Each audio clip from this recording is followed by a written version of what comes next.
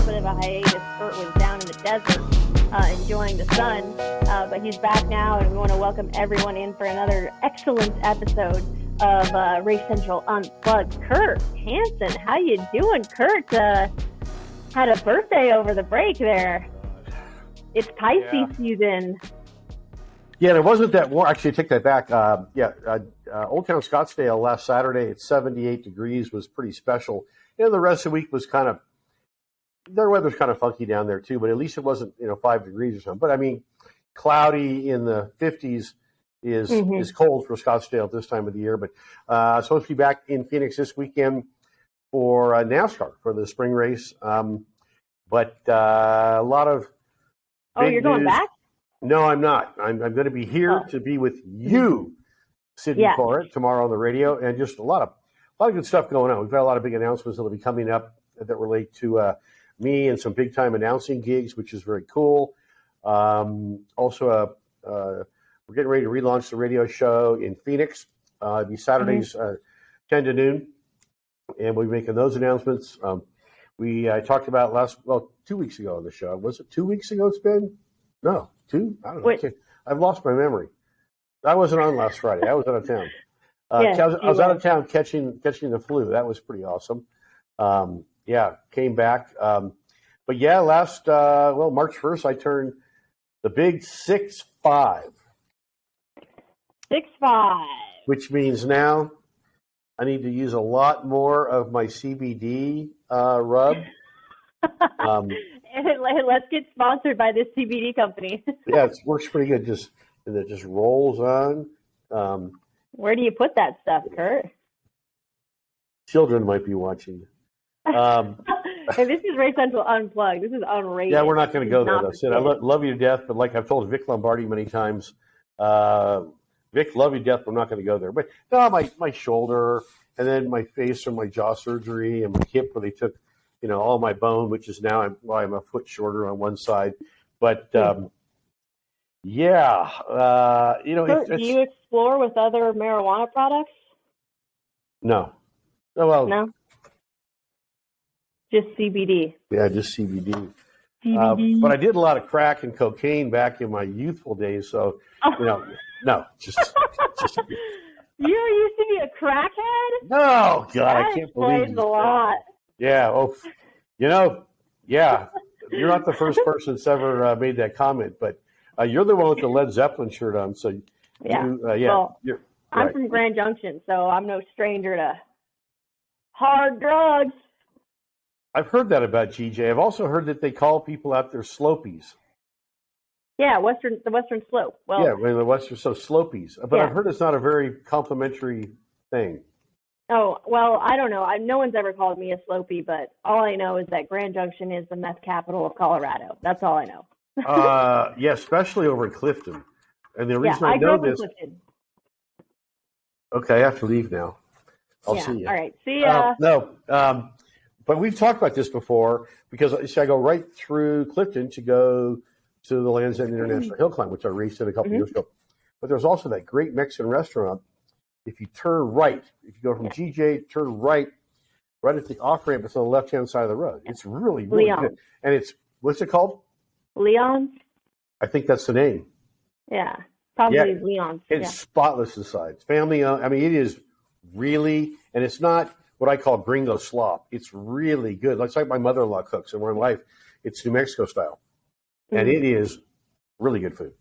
Yeah, there's a lot of, the Mexican culture is like prominent in Grand Junction, and there's like a ton of good Mexican spots. Not surprising. And by the way, going to see Rockies AAA baseball there at that stadium is pretty damn cool too. It's a good time. And then JUCO, we have the Junior College World Series right across the street. With Junior College. So there's Grand Junction's a baseball town. A lot of good baseball and actually good softball there. Grand Junction is a good spot. But anyways. We need to send this on an invoice to the Grand Junction CVB, Convention and Visitors Bureau. And my friend Benny Hall, that I used to ski race with around the world, owns, because downtown's very cool, owns the big candy store down there, which is like one of the Really? Yeah. I love that candy store. Who doesn't? Yeah, it's so Benny. cute. That's my buddy Benny. Anyway, wow. So enough. This is Kurt and Sydney's Travel and Leisure Unplugged. Well, let me just ask you one more thing. How was the birthday? Did you have a good birthday? I had a great birthday. There's very, very Hillstone in Scottsdale is a very nice place to have a copious amount of really good food and maybe an adult beverage. And then we went to another 8 or 9 places. And then we went to like this really good, like 100-year-old Italian restaurant that's been on diners, drive-ins, and dives. It is. And what's it called? You forgot. 65th birthday place. It was really good. I ate more food in that day than I've probably eaten in the previous week cumulatively because I've lost an amazing about 10 pounds. So I've got about another 10 to go. Wow. Yeah. Good for you, Kurt. Yeah, I want to look old and gaunt like those 85 guys that go on like Nutrisystems. And they look at chicken and they're all gaunt. Yeah. Looks like they spent a lot of time in Clifton consuming the local product. You want to look like one of those old runner guys. One of those old guys you see running down the street. Running is very bad for you. Oh, Frank Shorter, who was from Boulder, won the marathon in the Olympics like in 1972 or something, was running one day and died. Stay away from that stuff. Running is bad for you. Okay, all right. Stay away from running, everyone. That green stuff you drink. You heard it here. Hey, guess what this is called? Very green. Oh God! So we're on Race Central Unplugged now. We're lowering our carbon footprint. Is that what we're doing? Yeah, I guess kind of. Yeah, we're doing this remotely. We didn't spend any gas to do this. We're like really progressive. Right, which is an insurance company too. It's actually my insurance company. They're pretty good. Yeah. Okay. All right. Well, okay. How about we get into some motorsports here? Do you know what Led Zeppelin's most popular song always has been? What? You're kidding me, right? No, I thought. Are you going to tell me? No. That's homework for tomorrow. Sing it for us. No, you have good vibrato. No, not going to happen. Hold on one sec. Oh, see, here we go. I knew I was going to start something here. I grew up listening to Stairway to Heaven.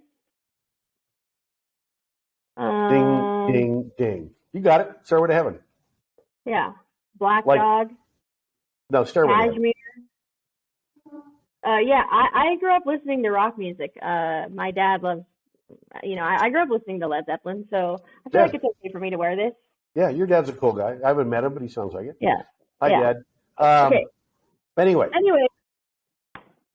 Chase Elliott. How about we get right into some motorsports action? Oops. Chase Elliott did not turn 65, although you may think he has turned 65 by what happened. Kurt, why don't you break it down for us? So, and this comes under the category of, hey, I'm a superstar, I'm a young kid.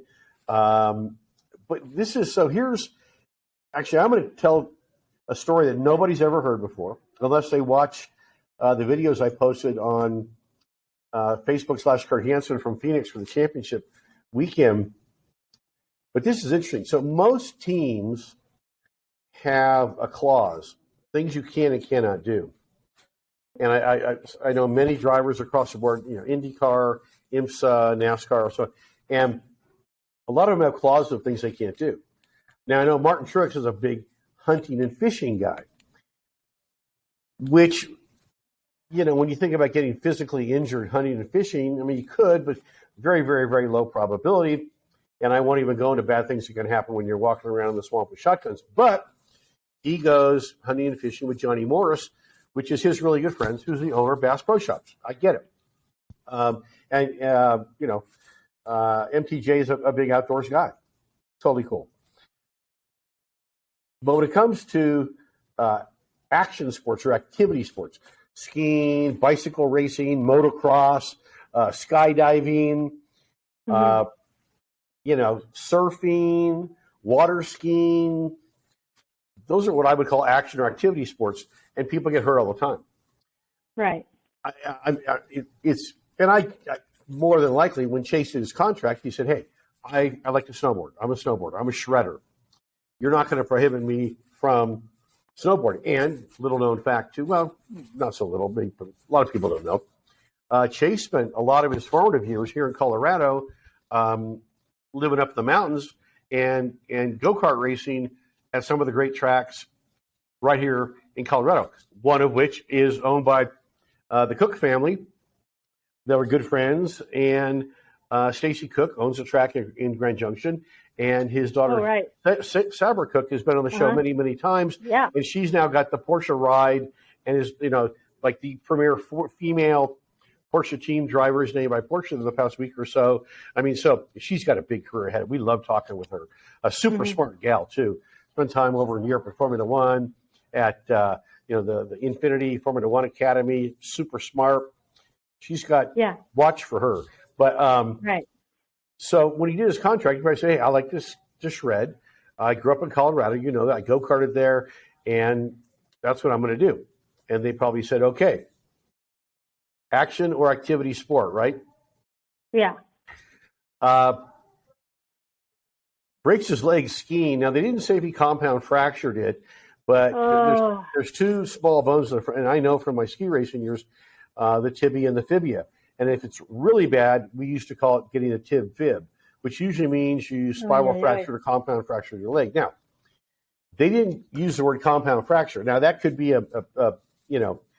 they could be holding that out of the media for whatever reason, which I would too, because that's a big time severe injury. Back in the 70s, if you compounded your leg, did a tib fib, a lot of times it meant your career was over.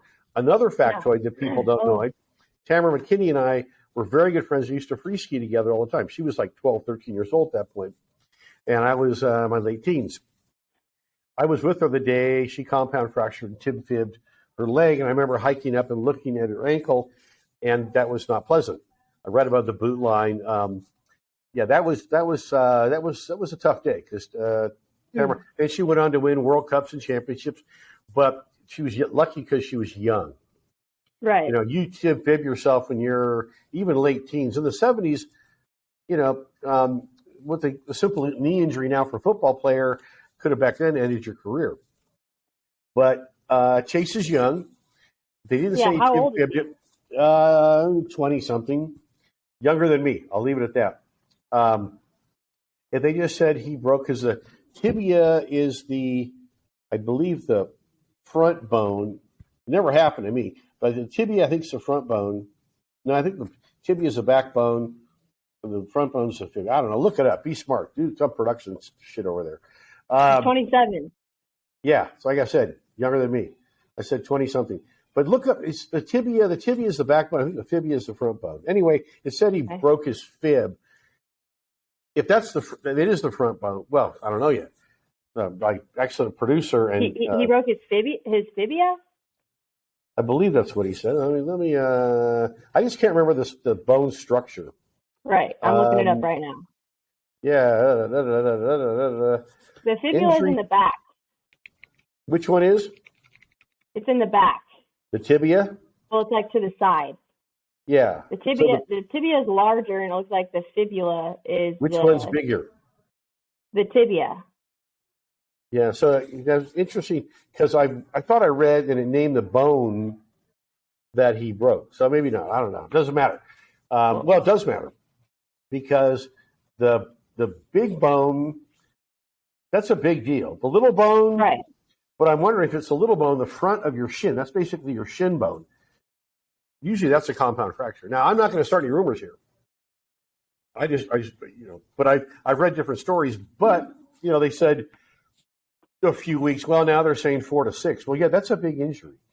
How many races? I mean, that's going to be 4 to 6 races because there's no break. There's no break till the middle of summer. So that's a big deal. Now they did apply for a waiver, which Kyle Busch did a couple of years ago, and he was injured. So the car can still generate points, and it still means that Chase Elliott could win a championship. Yeah. The year that Kyle Busch did it, he won the championship. Unbelievable. But he missed I'm going to say 3 or 4 races. We'll have to see. I guess Chase 27. I'm sure they've got him jacked up on all kinds of, you're getting the tiger blood and the eye of the newt and, the witch doctors over there. So, but the thing is, too, he's still got to pass medical when, even if they think he's ready, he's got to pass medical. Now, the good news is a Cup car is a little bit easier to get out of than an Indy car. And there are times for ingress, egress in case of fire. So we'll just have to watch this story and see how it goes. But the story I'm going to get to now. So I did an interview with William Byron, who I really like. And I drive a 24 car. I really like the kid a lot. And it was a championship weekend in Phoenix last year, and he was talking about vacation. So I got a chance in bullpen to jump up, and I said, so you were talking about going snowboarding. Where are you going to, or skiing? He said, but I, blah, blah, blah. I said, so where are you going to go? He goes, well, I don't know yet. I said, well, why don't you come to Colorado? That's where we're from. I said, so you're a skier or a shredder? And I don't remember, but I think he said he was a skier, which is interesting because most kids now are shredders. But I think he said he was a skier.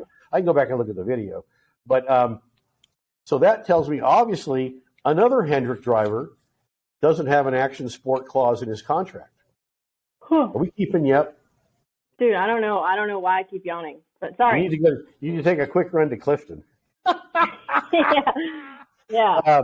But so that obviously tells us Chase and William Byron don't have action sport clause in their contract. Yeah. Interesting stuff. There was a very popular baseball player with the Giants, Jeff Kent, who back in the 80s, actually 80s, 90s, 2000s, had a clause he liked to ride motorcycles. And he was their all-star shortstop or second baseman. And he broke his leg. And he told everybody that he fell off some brick or something in his backyard. Not so much, not in Northern California. But they found out that he was doing wheelies on his new Harley in front of his house the day before and shattered his leg. Oh, my God. I wonder how they found out. They didn't, but they could have avoided his contract. That's how big this stuff is.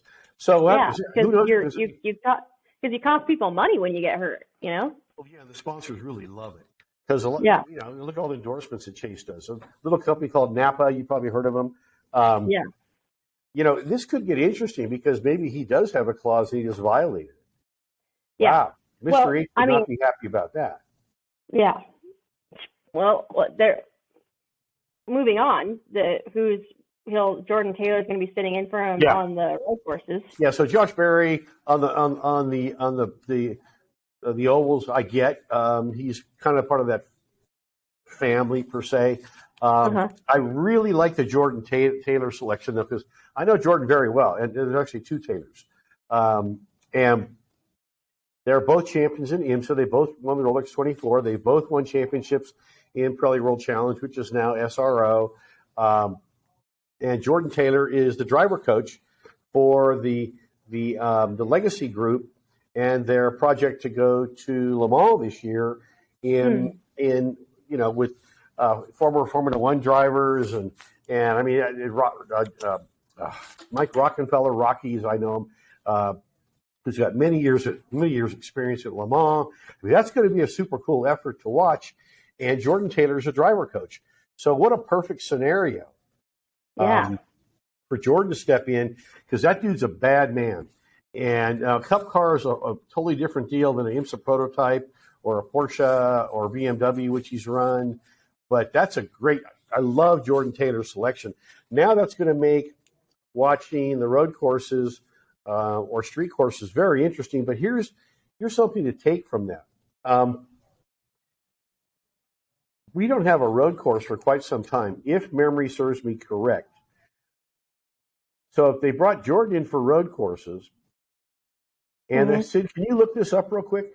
Look up the NASCAR schedule and tell me when the next, or actually, if you could look it up, tell me when the next road course is, because I don't think that's for months. And the one that seems stuck in my mind that might be the closest might be Chicago. So if you've already planned on having a replacement driver for street courses or road courses, how many weeks out is the next non-oval race? Let's put that. Okay, let's see here.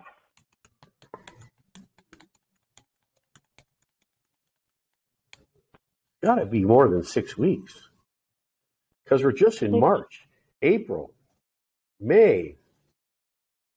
I don't recall any road courses. There's none in March. I don't believe there's any in April. I don't believe there's any in May. That's 8, 9, 10 weeks. Yeah. Well, everything's. I'm using a new laptop, so all the. You want me to look it up on my end? All the websites on here are like blocked for some reason. Uh-oh. Somebody's been looking at naughty stuff. Let's see. Let's go to the non-videotape. New rules package. All I'm seeing is the Cup Series schedule, and I can't even click on it because. Yeah, I got it right here. So, I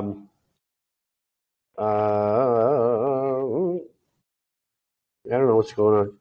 You know, we're not in the studio, but we're in the death zone. I think.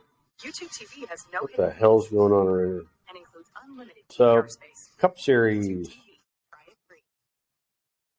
YouTube. I don't want YouTube. I want. Weight problems? Try this simple ice hack with water before NASCAR bed. schedule 2023. What is that noise? Ooh. Leave me alone.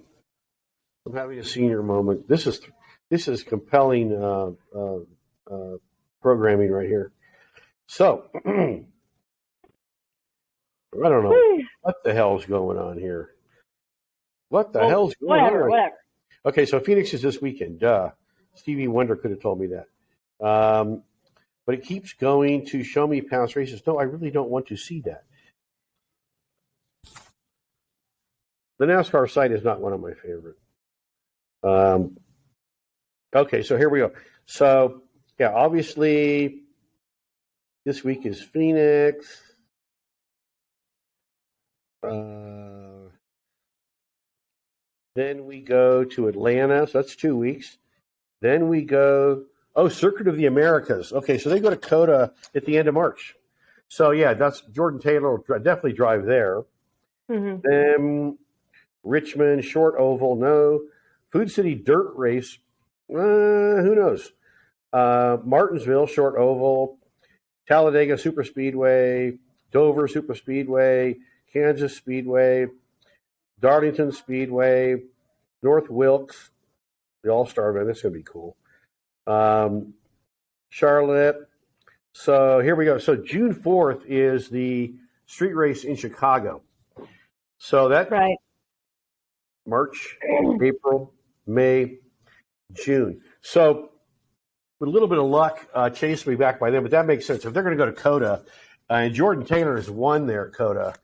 Oh wow! Okay. Yeah, that's going to be it's going to be fun watching the 9-car COTA because Jordan Taylor. It wouldn't surprise me if he put the car on the pole. It's going to be good stuff. Well, good luck to Jordan Taylor. Jeez. Yeah, he'll be fine. He's super neat kid. Yeah. Okay. Well, any more thoughts on Chase Elliott? Shucks. Well, I mean that's fine with me because you wanted to talk about the carnage at the Indy Car season opener. And I had good friends there for the weekend.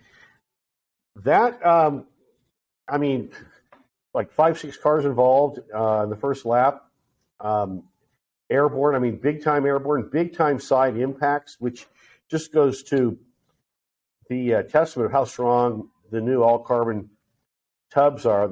Well, it's not new now, but in the past decade, back in the old days, the old IRL cars that were, aluminum tubs, bad news. And the guy, we'll get to best names in motorsports wrapping this segment up. But all the cars, I mean, and they just tore a lot of stuff up. If memory serves me correct, 10 or 11 cars running at the finish after 30-some cars start, or 26, I think. A lot of carnage. And let me tell you, the good news is the new all-carbon cars are very safe and very strong. Bad news is they're very expensive. So you tear stuff up. Andretti's predicting, half to $750,000 in damage, and there were 10 other cars involved in all that crazy stuff. So, or more. How much in damage? He figures just his two cars, 500 to 750,000. And if they admit to 500, it's 750.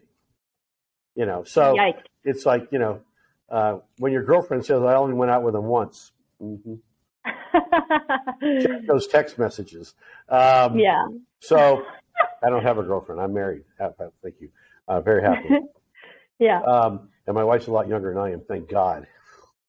But she's already. No, I'm not going to go into that story. But so I mean, there's millions of dollars of damage, and somebody seems. I mean, Dale Coyne Racing. I mean, Dale's got a lot of money, but if he had half to $750,000 worth of damage, that wouldn't be very good. But Stingray Bob, he's one of his drivers, is going to be on Race Central tomorrow, which is really, really, really cool because he did a good job.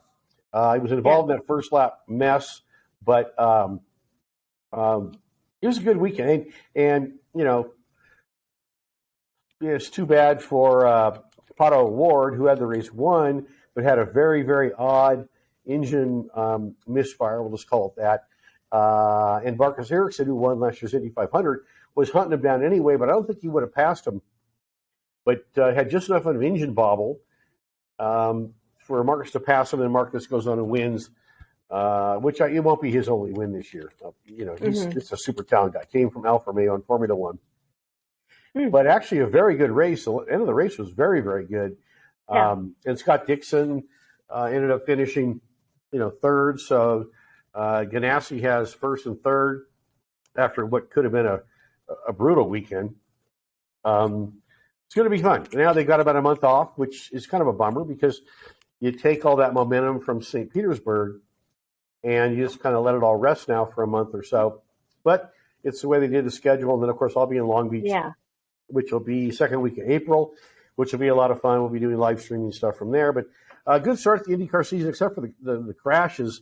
And you get all settled in and start to watch the race, and you got a stoppage, and then a caution, and a stoppage. It makes it's not a good look.